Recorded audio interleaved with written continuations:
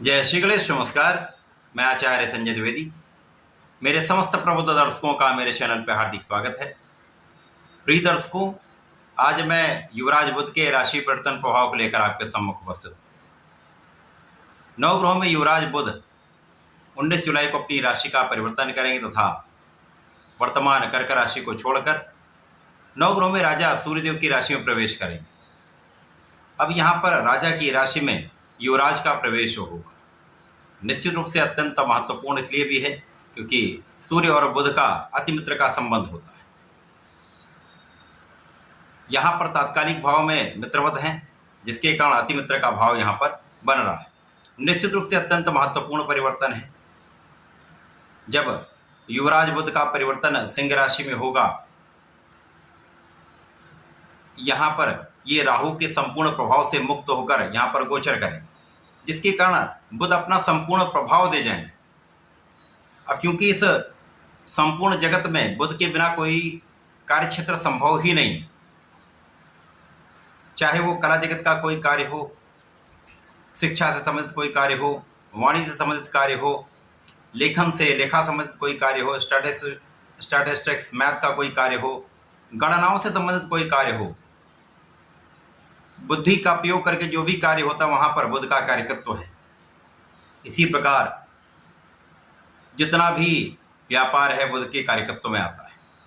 तो निश्चित रूप से बुध का परिवर्तन जो एक सकारात्मक भाव में हो रहा है, मित्र की राशि में होकर अत्यंत महत्वपूर्ण भी है। और यहाँ पर बुध अत्यंत बलशाली हो रहे हैं।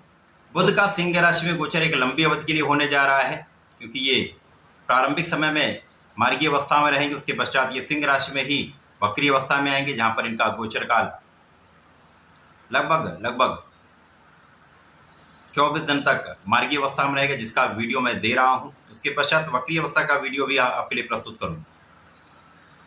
आज मैं कर्क राशि के लिए, जो चंद्रमा की राशि है, बुध के इस राशि परिवर्तन का किस प्रकार का प्रभाव मिलने वाला है, किन किन भावों में वृद्धि होगी, कहाँ कितना लाभ ले पाएंगे, यदि कहीं पर कोई समस्या तो उसका क्या निराकरण है, संपूर्ण विश्लेषण मैं पूर्ण तरीके के साथ करने जा रहा हूं। प्रिय दर्शकों, इस राशिफल को आप अपने चंद्र राशि के आधार पर देखें, अर्थात यदि 4 नंबर में चंद्रमा है तो आपकी कर्क राशि। कर्क राशि के लिए बुध बहुत मित्रवत संबंध नहीं है। यहाँ पर चंद्रमा और बुध का आपसी संबंध कहीं ना कहीं कष्टकारी होता है। अब यहाँ पर लग्न पर राहु का सीधा प्रभाव है, प्रथम दृष्टि का प्रभाव है। इसी प्रकार से बुध यहाँ पर आपके द्वादश के स्वामी तथा पराक्रम के स्वामी। अभी तक बुध लग्न में ही गोचर कर रहे थे, यहाँ पर राहु के साथ दृष्टि प्रभाव में होने के कारण जड़ दोष में थे, तो समस्याएं बढ़ी हुई थी। अब कुछ समस्याएं आपकी कम होंगी, परंतु लग्न पर जब भी राहु का प्रभाव होता तो कहीं ना कहीं आपके मन को तनाव अवश्य देता है। कुछ शारीरिक समस्याएं, मानसिक समस्याएं अवश्य होती हैं। परंतु बुध का ये राशि परिवर्तन आपके लिए कुछ विशेष योग इसलिए बना रहा है, यहाँ पर धन भाव में इनका गोचर है। अब व्यय के स्वामी धन भाव में गोचर करेंगे, जो पराक्रम के भी स्वामी। निश्चित रूप से समय आपका परिश्रम बहुत अच्छा रहने वाला है, परिश्रम का श्रेष्ठ लाभ आप लेने वाले हैं। इस समय में आपके भाई बहनों का सहयोग मिलेगा, लोगों का सहयोग आपको प्राप्त होगा तथा यहाँ पर परिवार का संपूर्ण सहयोग आपको मिलता है। परिवार के भाव में वृद्धि होगी, पिता का आशीर्वाद मिलेगा, पिता का सहयोग भी मिलेगा तथा यहाँ पर पारिवारिक संपत्ति से आप संपूर्ण लाभ लेंगे। पारिवारिक भाव में वृद्धि होगी। यहाँ पर आपकी वाणी का भाव अत्यंत प्रबल रहने वाला है। वाणी की चतुरता से तथा बुद्धि के बल से आप विशेष लाभ यहाँ पर लेने जा रहे हैं, क्योंकि राहु का प्रभाव कहीं ना कहीं आपके पराक्रम के भाव पर भी है, आपके लग्न पर भी है। तो ये ऐसा होता है, यहाँ पर आपके चाहने पर भी आप उतना परिश्रम नहीं कर पाते। परंतु बुध का ये परिवर्तन, क्योंकि बुध जी पराक्रमेश होकर द्वितीय भाव में, जितना भी आप परिश्रम करें उसका संपूर्ण लाभ आपको मिलेगा। विशेष रूप से यदि आप विदेशी सेवाओं से संबंधित हैं, विदेश में रहकर कार्य कर रहे हैं, विदेशी व्यापार में हैं, या विदेश से संबंधित होकर किसी कार्य में, वहां पर एक बड़ा लाभ आप लेने वाले हैं। अन्य लोगों के लिए ये समय व्यय में कुछ वृद्धि का है, आपके कुछ खर्च बढ़ेंगे, परंतु इसके साथ ही साथ एक्सपेंस बढ़ेगा, परंतु आपका धन का आगमन भी बढ़ेगा। आपकी इनकम भी बढ़ेगी। तो जब धन आता तो आय व्यय का संतुलन हो जाता है। तो यहाँ पर बहुत कोई डरने की आवश्यकता नहीं। इसके साथ ही साथ यदि हम यहाँ पर अवलोकन करें, बुध पर गुरुदेव के साथ चतुर्दशम का संबंध बन रहा है।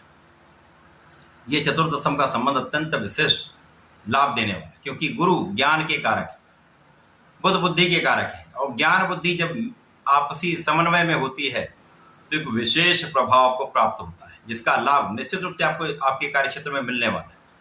वो आपका कार्यक्षेत्र नौकरी भी हो सकती है, व्यापार भी हो सकता है, प्रोफेशन भी हो सकता है। यहाँ पर आप संपूर्ण लाभ लेने वाले। धन वृद्धि का समय है, आय वृद्धि का समय है, तथा यहाँ पर ज्ञान वृद्धि का समय है।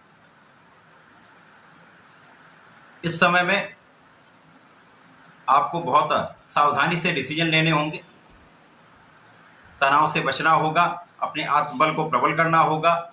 इस समय में आपको नियमित रूप से भगवान सूर्यदेव को जल देना होगा, तथा प्रत्येक गुरुवार को भगवान श्रीहरि की शरण में रहकर ओम नमो नारायणाय का कम से कम 108 बार जप करना होगा।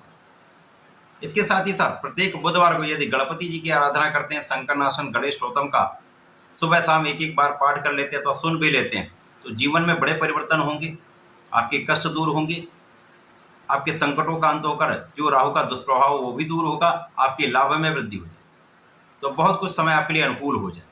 तो ऐसा करके समय का उपयोग करें, लाभ लें। धन्यवाद, नमस्कार।